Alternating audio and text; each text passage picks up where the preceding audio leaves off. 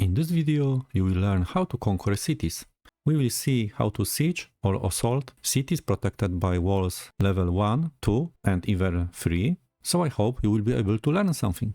Let's say you have an army, you declared war, and we have our first target. Our combat power is 108, our enemies seems weaker, 77, so maybe we can capture the city. But of course it's not so simple. If you click the region, here you can see their defensiveness. It means that this region has additional 32 combat power that will appear when you enter their region. And we can see here that the wall level is 1, which means that they will have better defense and there will be around 8 units providing those additional 32 combat power. So you say, okay, why not to borrow our second army, merge them and attack our enemies? Okay, as we know from the video about army movements and orders, we can check that the land cost is 3 and their land cost is 4, so we can target our army, which means that this army will merge with that army before that army will leave the region, because we know how the impulses works from the video, and they will together attack the city. And instead of selecting the region, I will select the city, which means we are ordering the assault. So now our armies after merge will assault together the city. So let's double check if our general, which is very optimistic because he believes in his offensive rating, if he is right that he can conquer the city. So let's play next round. Our armies merge together, so we have 21 units in one army and they started assault. Please notice that the terrain is not hills, but the terrain is fortified and the frontage is 6 for such terrain. But let's check the battle. Okay, it doesn't look good. They have +2 for their defense, they are hiding behind the walls and the frontage is 6. And please notice, not only they have terrain defense, but also a support bonus from the skirmishers behind. So this is quite risky. Let's double check this battle. It's not bad because we have very good general and we are quite lucky. So the battle ended in a draw, which means that we continue the assault. Let them fight.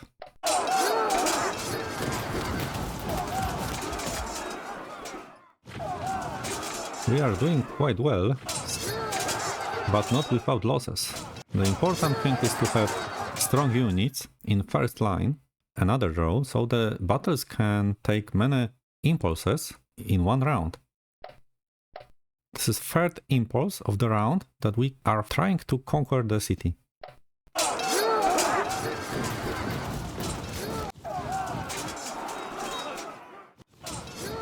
And from the defender perspective, also it's important to have 6 strong units. But you can see, our units were tired after 3 rounds of fighting, and in this round the difference between losses was high enough that they won the battle. And our attempt to storm the walls was unsuccessful. That's why we need to learn how to perform a proper siege or proper assault. But please notice that we are not leaving the region. Now the siege has started. We have enough forces to stay here. We are really damaged, but by default, if you are entering the region without the assault, or if you lose the assault, the siege will start. We can see that there were 3 battles, we couldn't storm the walls, and we need to besiege the city. So they are hiding behind the walls. They are also quite damaged. And now the normal proper siege will start.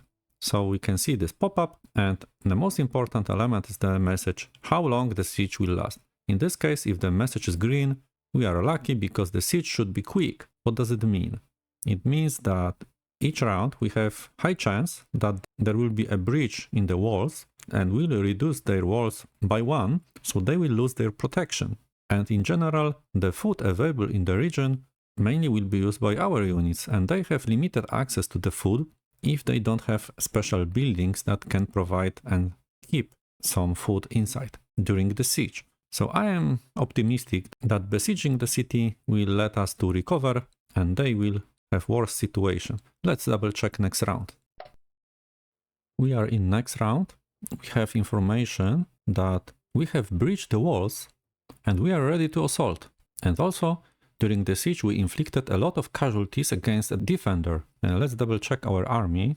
You can see that we have supply, so we could recover some of the effectiveness, but in their case, they are not looking good. But still, they were in a supply, even if limited. But if we check the situation, you can see that unbreached walls is 0 of 1. So it means that we have breached the wall. There is no sense to continue the siege. We can perform a second attempt to assault the city. Let's give an order. So you click this option and simply play next round. Now we are assaulting the city, and please notice that the terrain is Rubbles. It means that this is what is left from the walls. And the interesting part is that the frontage is shorter, not 6 but 5. Let's view the battle. So frontage is shorter, there are some damage fortifications, and they still receive 1 to their defense because of this terrain type, but it's not +2 but +1. So let's perform the range attack. Very successful. And we can see that they don't have the terrain defense from some reason.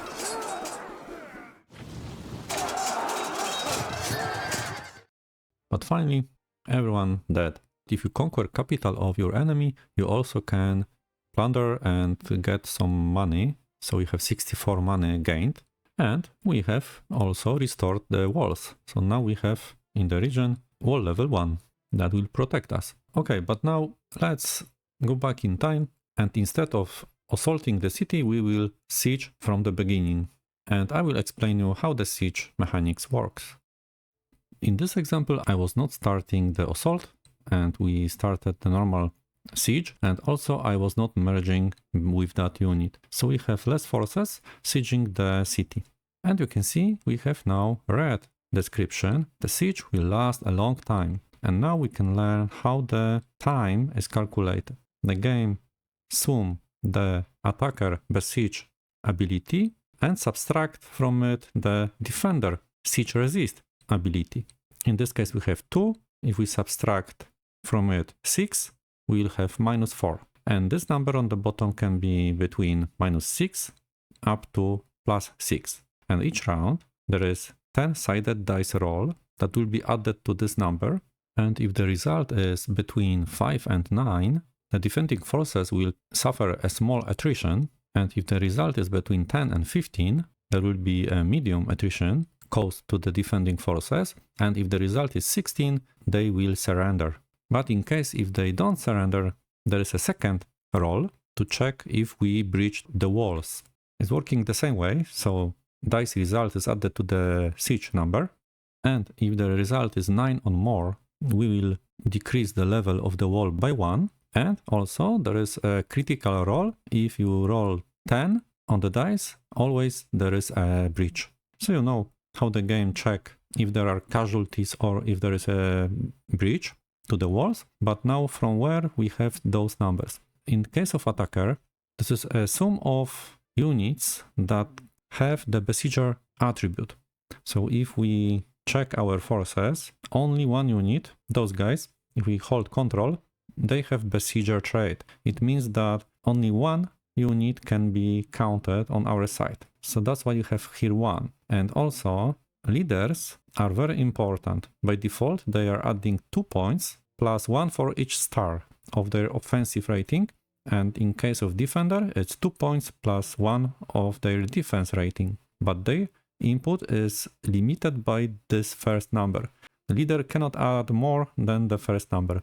That's why even if we have very good leader and our leader could add 2 by default plus 2 for 2 stars, so it means 4, but sadly we are limited only to 1. And in their case, their leader is very bad at defense, but the base value is 2, and he is not limited by the troops because the defending value is 7, so he is adding what he can. Please notice that even if you have leaders that have 0-0 attack and defense, they can provide a good bonus during the offensive or defensive during the siege. But in case of defender, this number is calculated differently because we count all units with the siege resist attribute. So let's check enemy forces, and if I hold control, you can see that this unit has a siege resist 1.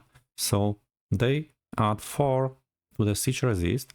Cavalry don't have siege resist, so they add nothing. This cavalry also nothing. Hoplite unit, they have siege resist 1, so we have 4 plus 1 is 5. And phalanx is adding nothing, so we have 5 points. And also there is a garrison that is part of this region, and in case of militia they don't have siege resist, but palace guards, they have siege resist 1, so they are adding 2 plus 5, it's 7, so they have 7 siege resist. Also buildings in our region can increase siege resist. In their case this is only one building which is providing wall and 1 point of siege resist. And the last number is overcrowding penalty. It appears if the defender has more units behind the walls than the frontage of the region. In this case, on hills, we have frontage 8, so if they have more than 8 units, the difference will be the penalty. So we can count here is 10 units and here 2 units, so it's 12, and those guys are not counting in my opinion because those are city defenders, urban militia. It looks like that, so that's why we have 12 minus frontage is minus 4. And then if we sum this up, it's 6. 2 minus 6 is 4. This is how it's calculated. And regarding food in the region, our units have access to the stockpile of food in the region, but because the region is besieged, the food production is decreased by 75%. So the food production is really bad, but we have access to this food. Also, the units inside the city have access to this food, but it's very limited. So long term, they have worse situation, and if they have no special buildings that are keeping the food inside, they might starve. So please notice that they have green labels, so they are quite fresh, only here 3 yellow labels, and let's wait and see if they will starve and if we'll breach the wall. So we are in next round. Also here, as last time, we have successfully breached the walls and inflicted some minor casualties to the defender. But please notice that now they are looking bad because they were partially supplied last round. So we, by waiting, instead of assaulting, we really damage their effectiveness. And also those guys, they are red, orange, so they had problem with food. That's why keeping them longer without food might really weaken their forces, and now the assault will be a formality. So let's select our unit, which is completely fresh. We are supplied because we could use the food from the region, but please notice that the food is depleted. So we have used what we could, and the available food in the region is 0. Production is negative, and the only thing that is helping us is the forage value, which is 7, and it's exactly what our army is using, so we are good here. But also we should be able to borrow missing food from the nearby regions, which are ours, so I'm not afraid of our supply. But instead of attacking, let's wait 1 round. And you can see that they finally executed the exit order because they had only one option: die from starvation or attack us. Sometimes it's better to exit the walls and fight in the field instead of dying. But in this case, the battle is in the terrain hills and we are defending. So that can be also a good strategy if, for example, you have good leader behind the walls, which is very good at offense but very bad at defense. Sometimes it's better to exit, but it depends if you have enough power. But in this case, they are really desperate. Combat power 4, so we can skip this battle. And now, even if they were trying to attack us, they have lost, but still the garrison is protecting the city. And we were not able to inflict any casualties to them. And please notice the last message. The siege might last a while, as they made a diversion which enabled one breached wall to be repaired. So now they restored the missing level of the wall and they have wall level 1. This is very interesting situation that they managed to do this. And it's a problem because we have only one unit, which is besieger. So now the only option for us is to assault. Let's do it and check the battle.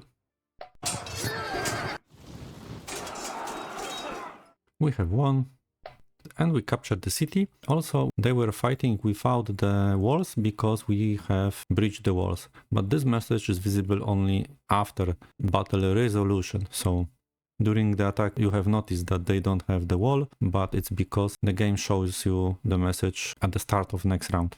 Okay, so now let's check wall level 2, how conquering such city will look like.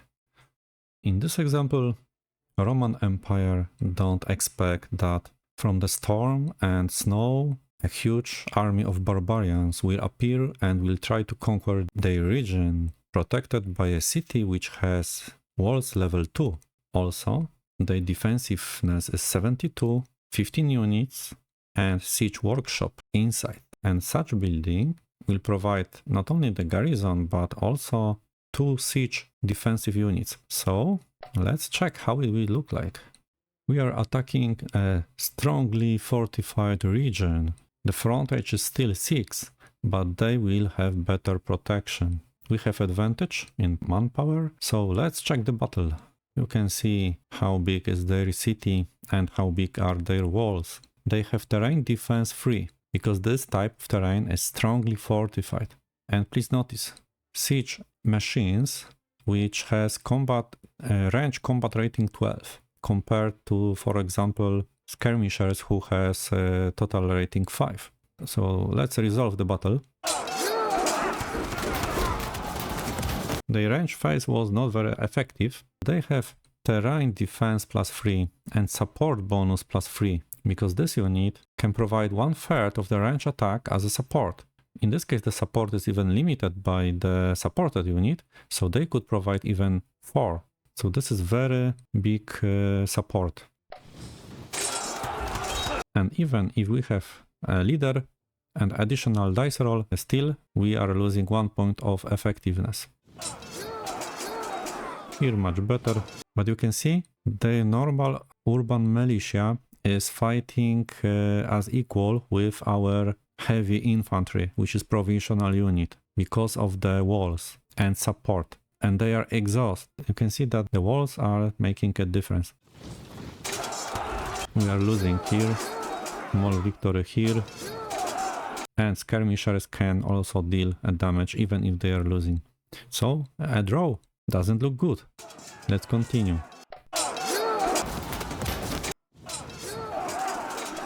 Here, they are fighting same as our heavy infantry, but this is militia. They have also city defender trait, which if they are fighting in the assault type of terrain, they have additional 2 points of defense. So it's not easy, even with heavy infantry. Third attempt. Finally we could deal some losses.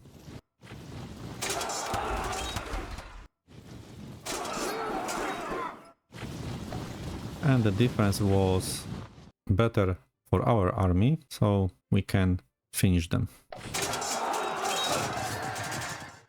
And we conquer Roman region, but I was assaulting using strong army. So it was a surprise attack. I don't want to let them move some forces, and probably I can continue such tactics to quickly capture as much as I can. There is no time for a siege, but I have strong army. Now let's check level 3 city. In this example, I am sending my army to assault Athens, which have level 3 walls and are very strongly fortified. Also, they have 106 defensiveness and very ugly military buildings like Acropolis, which gives them some good garrison, siege resist 5, and some siege equipment, and also some food. Large walls, also increasing the garrison. Also here, Agora, which gives them palace guards. Pantheon, which gives them medium garrison. And also the Acropolis has a special property that they can do 7 damage against enemy land units in the region. So the longer I will besiege the city, the more they will damage. That's why we are trying to assault them in first round. Let's check. Please notice that now the terrain is very strongly fortified. This is very interesting type of terrain. View the battle. You can see how good and strong the walls are looking like. Terrain defense 4. A citizen hoplite. They have total rating 12 because of the bonuses.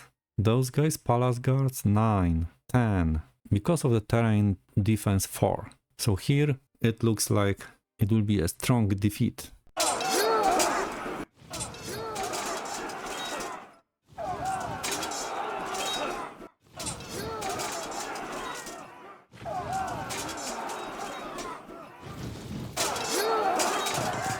As expected.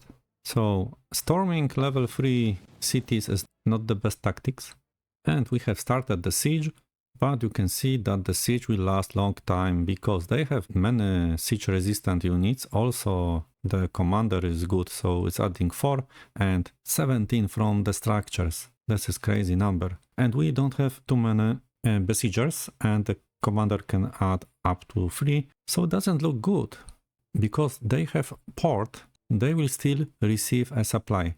So it's hard to starve units that are hiding behind the walls where they have port, because they can smuggle some supplies. But there is a solution. You can block the port if you have your own fleet in a region where the port has its exit. Because there are some regions marked by the green icon where they border with 2 regions. So for example, this region borders with this water region and with this, so then you need to block both. But in this case they have only one exit, so I can block this region and they are cut from the supplies from the sea. Also here you can see we are bordering with more than one region. It's hard to block them. And please notice what they are doing. The Acropolis in region fired boulders and ballista bolts against the soldiers. So we are losing our effectiveness only by staying here. They are throwing whatever they have using their war machines. But because we block them, now we can starve them. They are supplied and they are using only 9. There is not much food in the region because the production is really decreased. We have much more besieging units because currently you can see that I have 90% of this army are besiegers. And that's why we have 18. So there is only -1 and the label here is orange. So it's not bad, but it's also not good. We need to have good rolls to breach the wall, but we managed to breach the wall. You can see it decreased from 3 to 2. And now if we are blocking the port, we have the opportunity to starve them more. So let's check next round. Our soldiers are starving also, but the question is who is starving more? If we go to units, you can see that they were out of supply. They are besieged and were partially supplied, so also you can see the effectiveness is dropping. But we are not in a good shape also. We can even merge our units together, but it doesn't look good because of their attacks from the walls. And we inflicted few casualties, but they also are firing from ballistas, so you can see it's not easy to conquer Athens. Sadly, the wall is still keeping, so maybe one round more.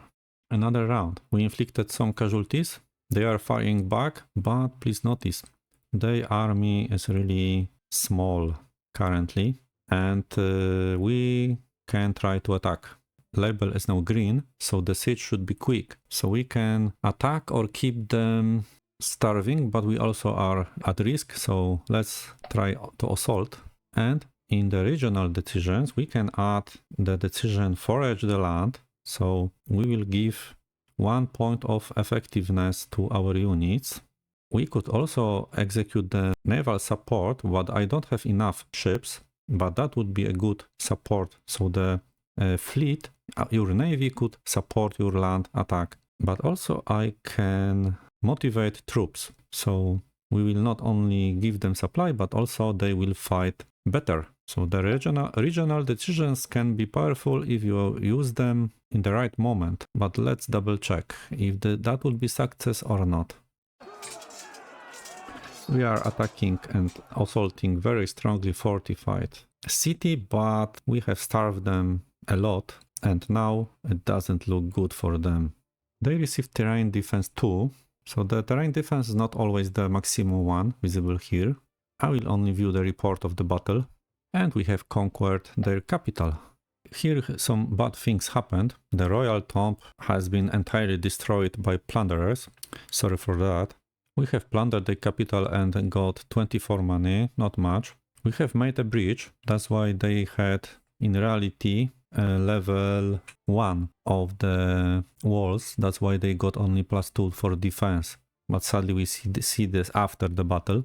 And before the assault, they also got a lot of casualties. That's why only few defenders were left when we entered the city using the assault. They still were trying to shoot us back, and we motivated our troops, and we forage and bring the food for our troops. So thanks to those two decisions also, we survived. Sadly, all our ships are disappeared, but they did what they supposed to do.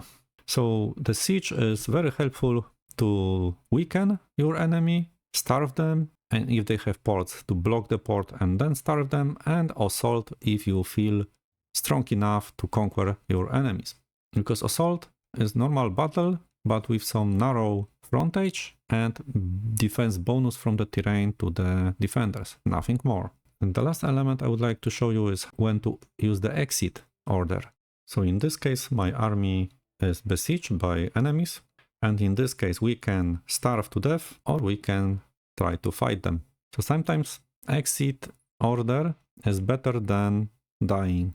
So let's do the exit. We have low chances to win, but low chance for survival is better than no chance. Here also we could play the motivate troops, but the leader is too weak because you need to have minimum 2 total rating. So we cannot do this. But to properly exit, we need to issue this order also to our garrison, because otherwise only this small army would fight. So all armies issue the exit order and let's fight. So now we have a chance on the field. They have more units, probably we will die, but sadly we are attacker and this leader is really bad in attacking, so let's view the report. We died, but they lost 1 unit and 2 were damaged. In this case it was not successful exit, but they died with honor instead of starving to death. So you were fighting good, guys. Okay, now I hope you know how to siege enemy cities, when to assault, and sometimes where to decide to exit the walls and fight your last battle. Thank you for watching and see you later.